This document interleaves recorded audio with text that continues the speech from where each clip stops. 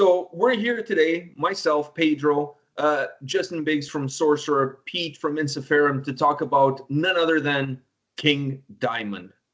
King! Yes. You know, I've been wanting to do a video like this for a very long time. King Diamond has always been like an icon of mine, like an absolute favorite. And I've wanted to have something along these lines so that we could discuss what perhaps are the best King. I mean, this is a really hard thing to do. What are the best King Diamond albums of all time? So I contacted these two fine gentlemen, which they agreed to come and join me for this discussion.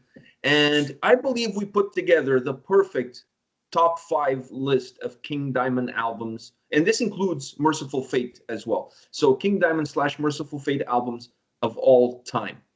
Each one of us picked our top 5, which was really hard to do. We gave them points, and then we end up with the final list. By the way, before we go into the final list, are you guys happy with the final list? I mean, I was a bit bummed that the one record that I really loved, Time, wasn't on there, but that's okay. You know, it's okay. We need a bigger list. We need a bigger list. I mean, we could talk. The thing is, you could talk about King Diamond albums all day, and yeah, like it just hurts to give them points. So. Yeah, I felt the same way about. I felt the same way also about Spider's Lullaby. It's perhaps one of those underrated albums, but I really love that record, and I was hoping that somehow would have made the list, but it didn't. So keeping your fingers crossed, like, please pick it, please pick it, please pick it. Yeah, I was kind of like, oh man, I really love that album. I know it's perhaps not everybody's cup of tea, but I really love that record, and I was kind of hoping it would make the list. Oh, I'm not. If I ever get a pet spider, he's gonna be Harry. You know. Yeah. Well, it's nice to have life goals like that. Yeah. And next time I'm gonna move, I have to make sure that it's the apartment 17. Ooh. Yeah. That is, because I'm not going to rent just a room, you know, not just a room 17, apartment 17. It has to match. And you have to get a spider before you move. You have to. Maybe there's already Harry waiting in the apartment, you know. That would be even better. Yeah. And he just, as soon as you come in, he goes, "Welcome home." Absolutely. And he gives the horns, and then does the horns. You have to. Yeah, you have to. So exactly. Let's start with the album that finished or started at number 5, depending on how you want to look at it, and that is Damn. How do you guys feel about this record? Well, for me, after listening to Abigail, of course, you know, when you listen to King Diamond, for me at least, I started with Merciful Fate, and then I went on to discover Abigail. So that was my first experience. So listening to them, it was like it's a phenomenal record. But I feel that actually on this one, the only reason why I didn't actually pick it, there's almost too much of that falsetto singing on that record, and that's not a bad thing. But for me, it's like when you're listening with your headphones on and the King's just going mad with the falsetto, it's like, whoa, just tone it down a notch. Like, where's some of that ballsy King Diamond, you know? So that's the only reason why I didn't pick it. Otherwise, it's a phenomenal record. I would have probably picked it pretty high, actually. But that's the only reason why I didn't. And there's other ones that I like that just a little bit more. What about you, Pete? What does this album mean to you? It is a fantastic album. And it's one of the first contacts what I ever had with King Diamond. Early 90s, I would say maybe 92, 93, something like that, when I heard it the first time, and I was first like, what the fuck is this? And it didn't take too long that I became a full-on fan for King Diamond, and then all the rest of the albums, what came before that one, went into the catalog and have stayed since that until now. And now I have them double, triple versions on a vinyl, you know. I got the picture and everything, you know, and I gotta say I'm listening to King, I would say, every single week. And them is on a very high platform in my category from King Diamonds. I started my journey into King Diamond with Fatal Portrait, actually.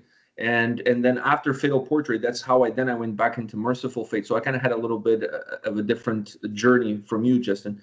But to me, I picked Them as one of my favorites.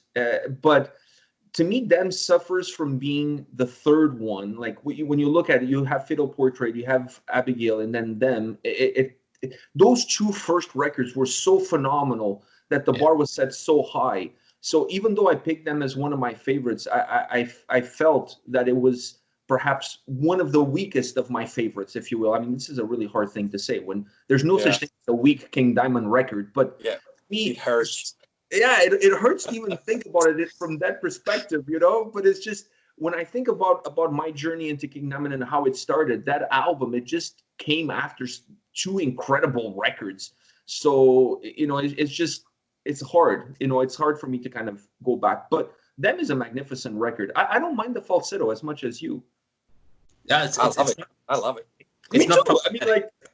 I mean, let's get this right. I mean, King Diamond, he is a falsetto dude. I mean, that's kind of the charm with King Diamond. So I mean, it wasn't that it was annoying, but it was just like it was almost too much of the good stuff. It was just like, okay, I really like it when he goes down low as well, like when he does like that kind of the grunting and growling stuff, and it just wasn't that much on that record. That's the only thing I missed on that. It wasn't as much. It wasn't as predominant for you. No, exactly. It doesn't bother me one bit. No. No, I think it fits. In my opinion, it actually fits that record well. It fits the storytelling of that record really well. So I honestly, I don't mind it at all on that album. And I absolutely love it. I mean, I could listen to King Diamond read off the grocery list, and I think I would still buy it on vinyl CD and download the iTunes. So I'm not as much. I don't have as much of an issue as you do with that album. To me, it's just the fact, the sequence of the records. Having Fatal Portrait and Abigail before it kind of set the bar really high. So I felt with that album, there's a little bit of a dip. Like I said, it's hard to say that about a King Diamond album, but I just felt like there was a little bit of a dip with that record, and that's perhaps why, in my opinion, at least for my own personal list, it doesn't rank as high. But it's still a damn great record. It's a phenomenal record. So on number 4 on the list, we have the only entry from Merciful Fate, and that is Melissa. I'm going to start with you, Justin, because you're wearing the Merciful Fate t-shirt, so I definitely have to start with you. But you already said that you were a little bit of upset that there was not more of Merciful Fate on this list. So Melissa, where does it stand for you? I mean, that's for me. First of all, are you happy with number 4? Yeah, I mean, we've already concluded that making a list of King Diamond records is just, if we could all pick them as number 1, we would. But we can't do that. We have to be a bit judgmental, and that sucks. But and it's heartbreaking. But Melissa at number 4 for me is just fine. We are, after all, talking about King Diamond, so yeah, I think it's fair that Merciful Fate comes down a little longer in the list. But yeah, for me, that was like the pinnacle for. You know, when I listened to like concept records and stuff like that, I was listening to like old 70s prog, like, Yes and King Crimson and stuff. And they were doing concept records, which I really enjoyed. I liked that there was a story and stuff like that. And I noticed that King Diamond was kind of doing that. And then I saw he was playing in a band called Merciful Fate. And I was like, well, I want to check that out first. And yeah, I started with Melissa. And I wasn't disappointed. When Evil comes in and just bum, bum, bum, right in the speakers, the loud bass is really prominent throughout the record. And just the satanic undertones really got a hold of me as well, because, you're a kid, you've got this angst, you want to be the rebel. So of course, singing about Satan, it was like, whoa, this is taboo. This is crazy. What is he doing? And yeah, it just hooked me. From like the songs on there, you got Evil, Curse the Pharaohs, you've got Satan's Fall, Melissa, Black Funeral, just amazing songs that are still in King Diamond's repertoire today, even when he plays as King Diamond. From what I remember, I think he played Black Funeral. He must have. He can't have just left that out. That'd be a shame. I haven't seen King Diamond live, ever. So I think from the three of us, the only one who's seen King Diamond live is Pete here. You saw him last year. Yes, I did. on the North American tour what he did, and I catch 1.5 shows on that tour actually. Did they play Black Funeral? I think so, maybe, yes. Ah, Yeah, I was too ecstatic, to kind of like recognize it. And when it was over, I'm like, dude, you can play like 4 hours more. I don't give a shit. Yeah, just keep playing. Play everything. Thank you. But yeah, for me, that was like Merciful Fate. I mean, if you look back at Metallica as well, like Cliff Burton's a huge idol of mine in bass playing. So like hearing Melissa, and they actually are cited as having that as an influence. So for me, it was just a natural choice to go with that record, start there, and that's what it means to me. It's a very, very near and dear record for me. So love it. Now, Pete, you didn't pick any Merciful Fate albums on your list, but if you had to pick one, would it be Melissa, or would you have another one on your list? I'm a little bit on the 90s side of Merciful Fate, like Time and Into the Unknown. So these two are my favorites from Merciful Fate. 9 is also a very good one. I like that one a lot. And the stuff what came before these ones is very like progressive, I could say. I'm a little bit more straightforward type of dude when it comes to this one. So King Diamond music is a lot more straightforward, more melodic, in a different way than Merciful Fate is. And well, yeah, these are my contacts with Merciful Fate. It's funny that you mentioned Time, because Time was definitely, I mean, Melissa and Time are the two that if I had to pick two Merciful Fate albums, those two would be on my list. If I had to pick between those two, then Melissa takes the lead, but it's a very slim lead. It's really hard to pick between those two records for me. I really love those two albums. It's just two incredible records that span 10 years apart, like 11 years apart, something like that, 10, 11 years apart. So to see them that far apart from each other, and still the quality of one versus the quality of the other, is absolutely incredible. So it was hard for me to go with one, but if I had to go, actually, I put both of them on my top 5 list. But Melissa, if I had to pick between one or the other, between Evil or Melissa, I think I would go with Melissa. In my opinion, it just has, at least for me personally, it just has more iconic songs. And I'm not saying Evil doesn't have, Time doesn't have great iconic songs, but Melissa, I don't know, maybe it has something to do with where I was at that time when I discovered that record, and that plays a factor as well into how you feel towards an album. I think all of these things are very subjective, because it also takes in consideration when we discovered the band, when do we listen to that specific album. So all of those things then impact your overall taste and how you view these records. But definitely between Time and Melissa, you can't go wrong. I mean, you can't go wrong with any Merciful Fate record. But if we have to put one on the list, I'm happy that Melissa made it in number 4. Yeah, me too. Yeah. All right, moving on to number 3. Now this is a special one for me. On number 3, we have Fatal Portrait. I'm going to start off this one, and then I'm going to leave the floor for you guys. This is the album that I discovered King Diamond with. Actually, what happened was I got a mixtape back in the days of the mixtapes. I got a mixtape from a buddy of mine that had, songs from all different bands. And then deep, like really deep into that mixtape, Halloween was there. And I listened to that song, and I swear to God, my jaw just freaking dropped. I was like, is this a dude? Like, this can't be a dude. Like, is this a guy? Like, seriously? Like, how many vocalists do they have on the freaking band? Is there like 2-3 different people singing? Like, what's going on here? So that was the song that introduced me to King Diamond. And when I found out that song was from that album, I had to immediately get that record. And I'll tell you guys, there's not one single Halloween that goes by that record does not get played in my house. And I make sure not only I play the whole album, once I play the whole album before Trick or Treating starts. The moment Trick or Treating starts, that song is on loop. And with the speakers are like pointing towards the door. So everybody that comes and rings the doorbell, they have to listen to Halloween by King Diamond.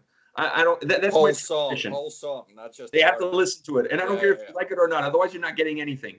So I just absolutely love this record. I mean, it may not be the greatest King Diamond album of all time, but because it was my first introduction to King Diamond, it was the first album that I listened from beginning to end. That record just stayed with me. And a couple of days ago, I listened to it again, and I was like, and some songs, I specifically Dressed in White, that it kind of had disappeared from my mind for a little bit because there were other songs on that album that I ranked a lot higher. And when that song came on, I was like, oh shit, yeah, this is the jam. Like I was just like absolutely, I felt like I was 9 years old again, listened to that album for the first time. I just love this record. It's a great record. It is. How do you guys feel about it? Because all of us voted really high for this album, and that's the reason why it's at number 3. I'll let Pete take this one second. Well, it's a very iconic album in every single way, and it was right after them. I think maybe the second or third album what I heard from King Diamond's stuff, and the sound on it is awesome. I really like it, the sound of the album, and especially I heard also the song Halloween, most likely the first one on it, from it, and I like, yeah, I think I like this a lot, and it's a great introduction to actually King Diamond's music. If you have to pick one song, just show them Halloween. Yeah, it's a good one. Personally, I like Karen on that album, the song Karen, about the sticks, and just a great slammy song. And of course, Fatal Portrait for me. Like when I heard that King Diamond, back to like what I was talking about for Merciful Fate, like when I first got introduced to that, I heard that King Diamond was doing concept albums. So I was kind of a bit disappointed when I heard Melissa, because it wasn't a concept album like I thought it was going to be. I was like, oh shit, this isn't a concept album at all. Could be. I mean, it could be about Satan or whatever, witch burning, Melissa. But this is where King Diamond kind of started taking form and being a bit more elaborate in the way that he was doing his songs. Like they were becoming more story-like, and I just really enjoyed that. The sound on this album is, as you say, it just sounds fantastic. It's a really, really cool record. Yeah, Halloween is, it's got to be played. It's got to be played loud. But yeah, for me, I think the standout track was definitely Karen, just because so slammy, so heavy, and just a really good introduction to King as well, because he just comes in like that scream in the beginning of that song. It's like, that's what it's about. that's the King right there. I also feel like The Candle is perhaps one of the best opening tracks, because it has like an intro built into the track itself. So it's kind of like an intro and the opening track all together at the same time. The piano at the beginning is just like, it's beautiful, it's melodic, but it's dark and it's evil. It's all these different things put together at the same time. When you mix all of this together, it just makes it for such a phenomenal record. One thing I'll say is, considering all the covers of King Diamond albums, I remember when I first picked up that record and I see the cover, it seemed very cartoonish, and I was like, and that kind of threw me off a little bit, because I was expecting something more elaborate. More elaborate came that later with other records where the covers are a lot cooler than that. It's a very bright yellow. Yeah, slam on your face. It's like, what? Not so many heavy metal bands actually use that much yellow in their covers ever, almost. And it wasn't a flattering yellow. Yeah. It was like a mustard yellow almost. But it's a really strange color, and that's what kind of threw me off. You're not expecting a metal record to have a cover like that. It felt very popish almost in the way it's put together, very cartoonish, popish kind of thing. But it really hides incredible content on the inside. But then you have like the reference to Fatal Portrait as well, and that's like an Oscar Wilde, Dorian Gray reference. I read a lot. I love that story. So I mean, I was kind of expecting that when I heard the title, like Fatal Portrait. That's got to be Mr. Gray in his shenanigans. So did you went in thinking one thing, you didn't really get what you were thinking? Did that bother you? No, it didn't really bother me. I like being pleasantly surprised. Like I remember I heard that album before I saw the album cover, and I was like, whoa, that's like like we discussed, the colors are sharp. So it's just a weird cover to look at. Uh, I suppose if we were to rank King Diamond and Merciful Fate album covers, that one would fall pretty low on the list for me personally. But yeah, inside what we're here about, the music, the nitty gritty is phenomenal. Yeah, I think on the covers that one would not even make my list. But it's just a strange cover. But for me, the cover needs to be a big list too, you know. Okay. It's a big list. Towards the end of that list, would definitely be towards the end of that list. And number 2 comes Conspiracy. I'm going to open the floor for you guys. I'm going to go last on this one because I didn't have Conspiracy ranked as high as both of you did. You guys definitely ranked it higher than me. Starting off with Pete, Conspiracy. You had it at number 1 on your list, if I remember correctly. I did, and I still do.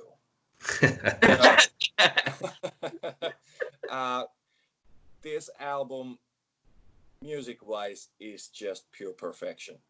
It's just beautiful details after another in every single track from beginning to the last second, and it tops everything and anything. There is no competition. Wow.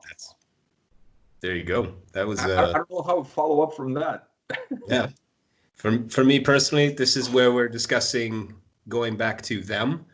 This is where I found that, because it's a sequel to Them, the whole concept. So here we have, I would say this is King Diamond, like in his prime. This album is just from start to finish, methodical, well thought out. The lyrical content, the story is just gripping for me personally. I loved it. And just the theatrics of it all, opening with At the Graves. At the Graves, yeah. Oh, what a song to open with. Like, the intro is really cool, and then once that riff kicks in, holy shit. It's just like, hold on to your hats, let's get through this. Like just a phenomenal start to an album. And what is it, Cremation at the end of it? Or let me take a look. Yeah, Cremation at the end of it. Yeah, with the little, like, what is it, like a harpsichord piano playing at the end?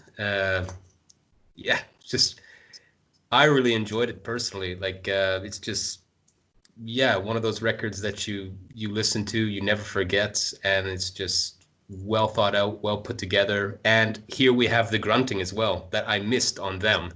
Here we have it, like a really good mix of both really, really high falsettos, like falsetto singing, and then these really cool grunts. Yeah, love it. I agree. I think it's one of the most complete King Diamond albums that he's ever released. What a follow-up from Them. You know what I mean? Like, it's just like, for me, I felt like Them kind of dipped a little bit, and personally, but then with this album, it was like, holy crap, now here we're going into a whole new stratosphere of how you can put a record together. I thought, from a storytelling perspective, the record is absolutely phenomenal. It's really gripping. You really feel connected with the album. It really guides you from song to song. It has great fluidity throughout the tracks. It's not like there's a song where you feel like, oh, you can go do something else and kind of walk away from it. No, you feel like it's one of those records that you almost feel like you're in it, like you're one of the characters, like you're part of the whole story when you're listening to it. You're so gripped by it. It's like, you want to see what's going to happen next, what's behind the next door, what's the next song going to bring. It's such a well elaborate, well constructed record, and from my perspective, just there's not one weak spot on it. Like, I don't think you can look at it and find something that doesn't belong there or doesn't fit there or could have been done differently, or from a musical perspective and from a vocal perspective and from a concept perspective. I think it's a very complete record. It is. It's phenomenal. Also, I thought that the wedding dream, like that for me, when I first heard it, I was like, what the hell is he singing about? Like, this is weird. But like, once you put it into place, like within the record, it's just like, how could you not have that song on that record? It's just, It's something so wrong good. with her legs. Yeah. Yeah. It's a great track. It's a great track. I mean, the album starts off with "At the Graves and Sleepless Nights." I mean, you can go on. "Lies," "A Visit from the Dead." Like the album just has great storytelling fluidity and the way the songs are constructed. And then "The Wedding Dream" is such a great track. I mean, there's not one single bad track on that album. They all are. Not only they're not. How can I put this? They're not just the best tracks possible. They're in the best place possible. It's like the perfect track listing with the songs that you've created. It's just magnificent job figuring out where you're going to put these songs, how you make them sound, how what kind of atmosphere you want out of each track. And every track has a purpose beyond being a great song and being part of a story. It really feels like every song has a purpose, a larger purpose, if you know what I mean. I think it's like it's also different because when you listen to this as well, like I think this is the first record where it was just Andy LaRocque writing the music. I don't think Michael Denner is on this record actually. I haven't checked. I can't. I'm not 100% sure, but I think that actually Andy LaRocque wrote like the bulk of this album instead of writing it with two guitars. So he does all like the solos, the overdubs. So I think that also helps in terms of this album being so fluid and. Moving forward, there wasn't that discussion. They're both great guitar players. I love Michael Denner's guitar work, and Andy LaRocque, like that's the dream team for me. That's like Dave Murray and Adrian Smith. It's like up there. They're a dream team. But I think that Andy actually had some liberties on this. They didn't really have any core members. It was like kind of King, Timmy, and Andy doing the writing.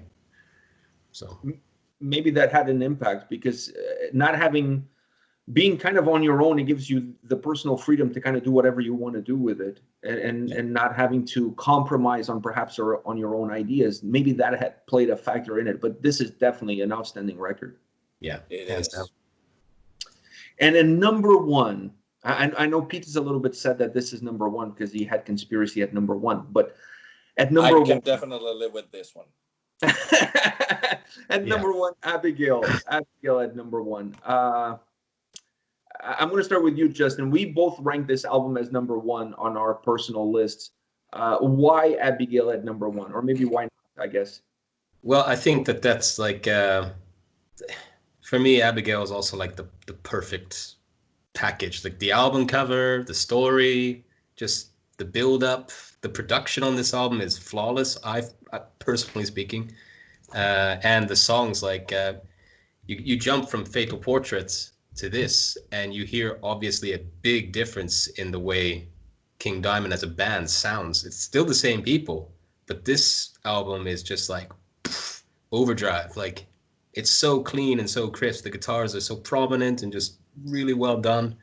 You can really hear the bass pumping on songs like Abigail, like the little licks that he does. Just tasteful little hammer-ons. It's just, I don't know. For me, I like that when you just do like a little thing on your bass, like just it's just, it sounds in terms of like the whole song, it just sounds good. Like they were really going all in on this one, and it shows. It's just a phenomenal record. What about you, Pete? Yeah, I know this one wasn't as high on your list as it was on our list, but how do you feel about Abigail? I love the album, of course, but it was just that much lower because I had to rank it, and that hurted my soul. We can never do this again. We just list them and say good words about everything.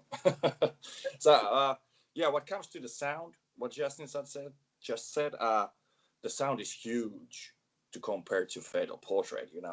You can hear that the drums are actually huge. The toms start like 14 toms is the first one, and then it goes bigger and bigger and bigger, and that's what I loved also on their live set, on the live last tour, what I was checking out. The drums sounded like that.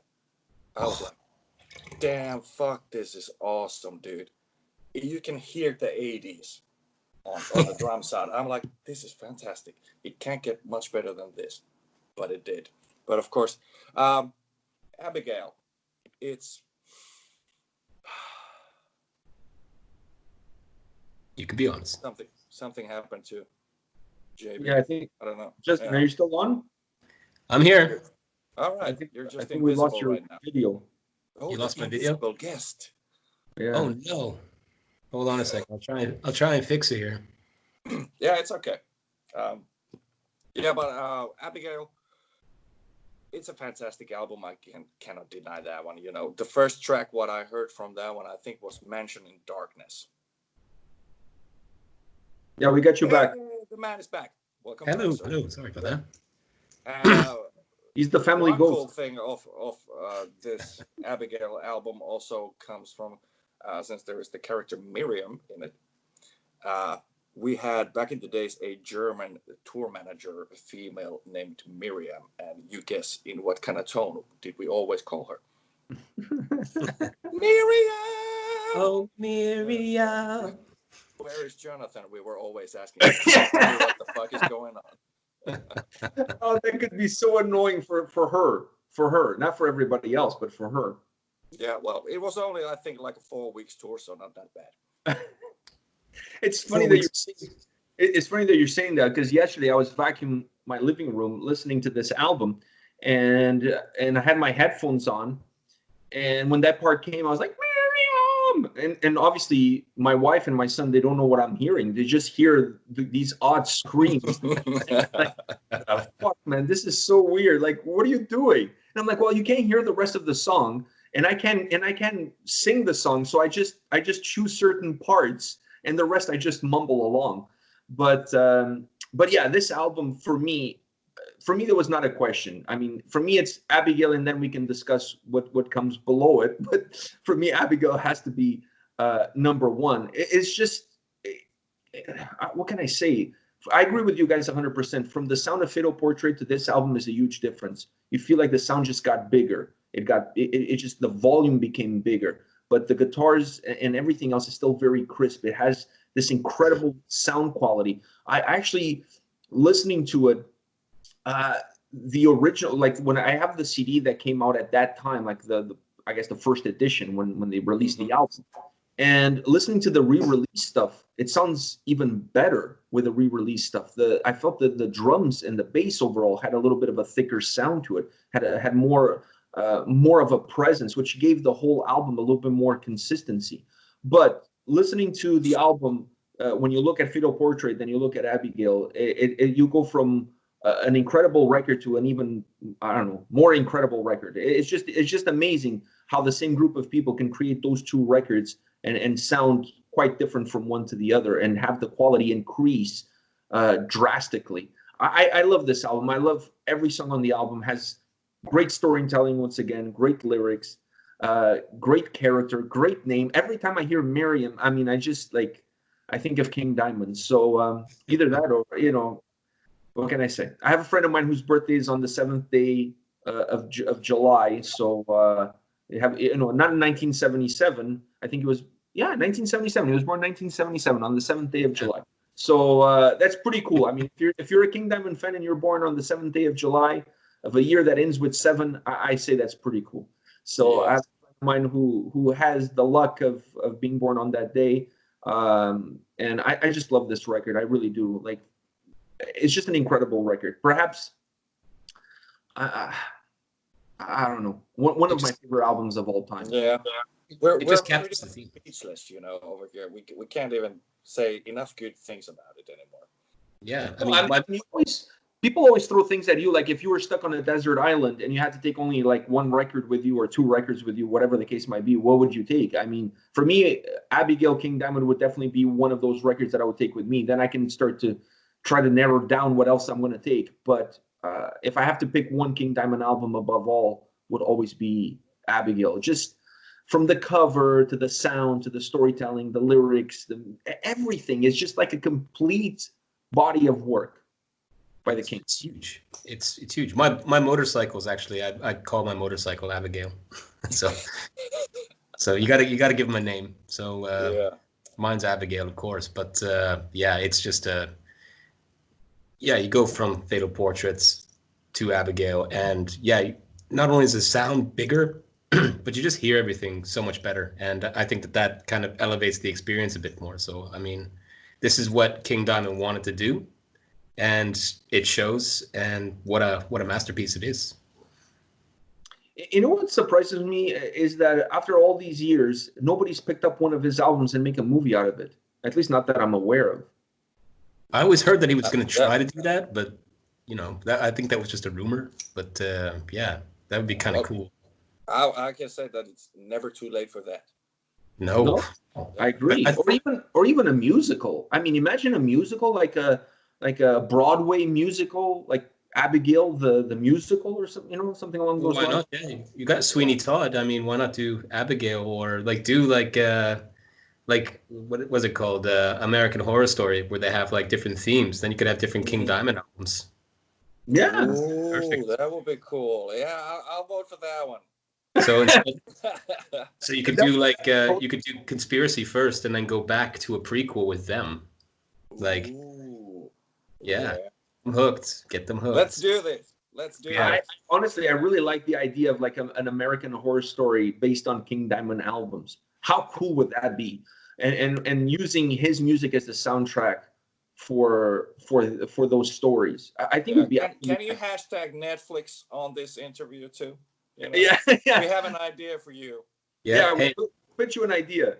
AMC, King Diamonds, Netflix, Amazon. We got it. We have the next thing in metal. Since we can't play.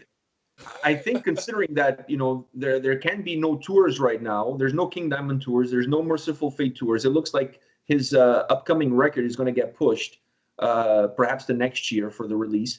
So why not create a King Diamond TV series? I mean, I think this is the logical next step. Everybody's been waiting for it. They just don't know. It's yeah. This is one of those things that you did not know that you really need in your life. Yeah. This is one of those things. Yeah, it's like every metalhead would sit down and just be like, okay, chips, beer, TV, all right. I'm going to tell everybody to leave me alone. It would be the first time that everybody simultaneously turns off their phones. Yeah. And just like, okay, let's watch. I think it would be absolutely magnificent, a TV series like that, like following. And you can start with Conspiracy, go back to them. I like that idea, and then you can go and go anywhere you want, but go through the albums, play out the stories, use his music as the soundtrack of the storytelling, and you can make it into a horror musical, if you will. I think the ideas are almost endless. There's so much you could do with that. That would be. I think it would be beyond a tribute to King Diamond. I think it would be a tribute to all metalheads, because I think it would be something that everybody could gravitate towards and watch and listen. I'm actually surprised he hasn't jumped on that gravy train already. Yeah. That's it's his ideas as well. It's like his albums, like his stories. It's like, dude, do this, please. I think, like Pete said, it's do it now. Yeah, it's one of those things that you don't know you're missing because nobody ever mentioned it to you. But once somebody mentions it to you, it's like, why hasn't this happened yet? Like, come on, like, what do we need to who do we need to talk to make this thing happening? I think it would be a huge success. And if you look at American Horror Stories and how successful that show has been, it proves that there's definitely a market for horror and for telling stories. And who's better at telling horror stories than King Diamond? Exactly. Well, maybe they can do it over here first, because it seems to be that you can always get like one of those American remakes. Like, oh, they did it in Europe, low budget, but now, okay, people really like that, so we'll do it in America, big budget. Like, let's do this. Really blow it up. So we're gonna start a home video studio thing, and we're gonna do it very fucking low budget. It's grabbed, It's like, make sure that when you say Miriam, you say it like Miriam. Like, really. I was picturing every episode would start with King Diamond on a throne, going through a book, like reading like he's the narrator, like he's like the Crypt Keeper. Exactly. Yeah. Yes. I'm totally on board with that. All right. I'm gonna send some emails to Metal Blade Records. They're very good friends with King Diamond for over several decades. So I'll get the message out of them. I'm on that too. we need to get this ball rolling, because to be honest with you, we're running out of things to watch on TV during this quarantine, and we're all listening to King Diamond albums, and I think we need to do something to honor King Diamond, honor his legacy, his music, and I think it's going to be one of those universally loved things, because I think other people outside of metalheads would totally gravitate to something along these lines. Yeah, I mean, if they do a DVD and stuff like that, like when they release it, they could have like, they could redo the covers in the form of like the album convolutes, and really play around with them, just to give it like a knockback. Like, hey, we still kept the album cover, but we changed it a bit just to make it more live action. Wow. Yeah, it would be. Yeah. We got lots of ideas. Endless possibilities. Endless Yeah. possibilities. We're coming up with ways of spending more money. Yeah, exactly. But I think that the one cool thing now, if we're going to talk about King Diamond, I think that the cool thing that we all can agree on in terms of his music and stuff, like, as a group of guys, when you're out drinking beer, either in the Finnish forest, out in Toronto, on a patio somewhere, here in Stockholm, what's one thing we all do? All the guys always do the same thing. We never sing the low parts. We always want to take the high parts. We always want to sing it. For some reason. For some reason, nobody ever does like that. Everybody, all the guys, if it's Judas Priest, Iron Maiden, whatever band, they want to do Why the go low if you can go high, Exactly. So I think that that's what makes King Diamond so fun. At the end of the day, it's just like, nobody was doing it at the time, and it's just like he knew exactly what everybody was thinking. It's like, well, God damn it, I'm gonna sing like this. Screw it. Yeah. And it was brilliant.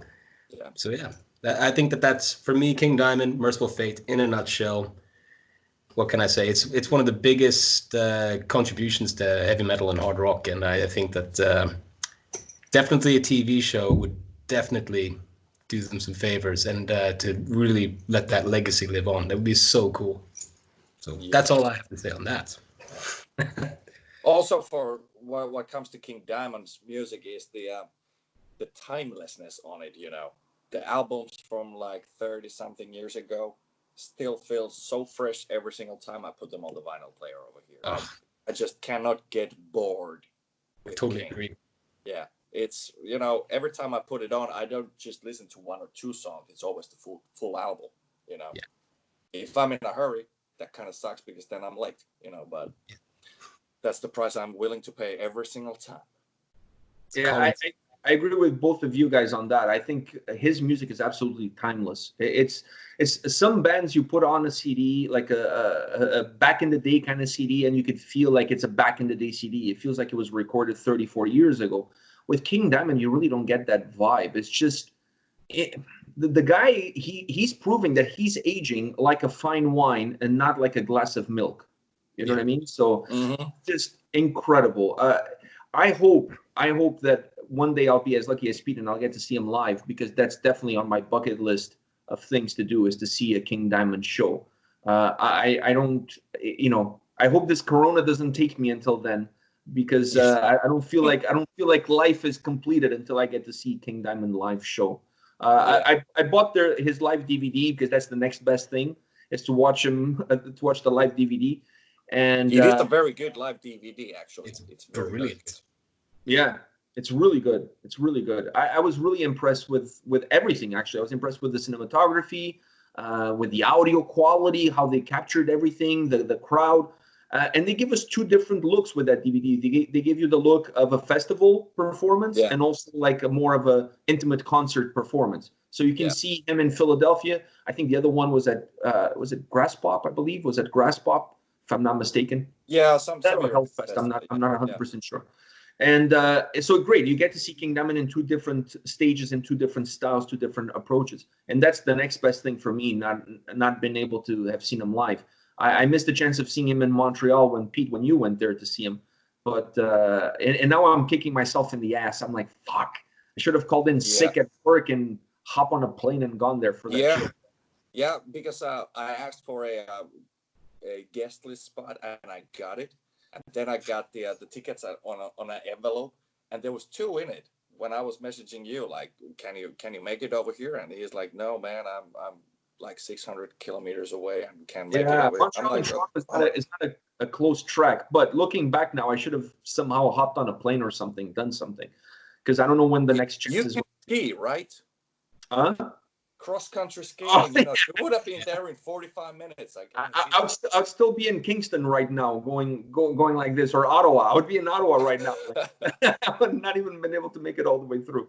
But yeah, maybe next time. Maybe after this whole Corona thing is over, King Diamond will be back on the road and with a new album, and we'll all be able to enjoy King Diamond live. And maybe Netflix will listen to us and pick up King Diamond, the TV series. And we'll try and contact Metal Blade and Co. and see if we can put that message in their ear. Yeah, we can do some fishing over there. Take the bait. Take the bait. Yeah, take the bait. Come on. Do it. Do it. You don't have the balls to do it.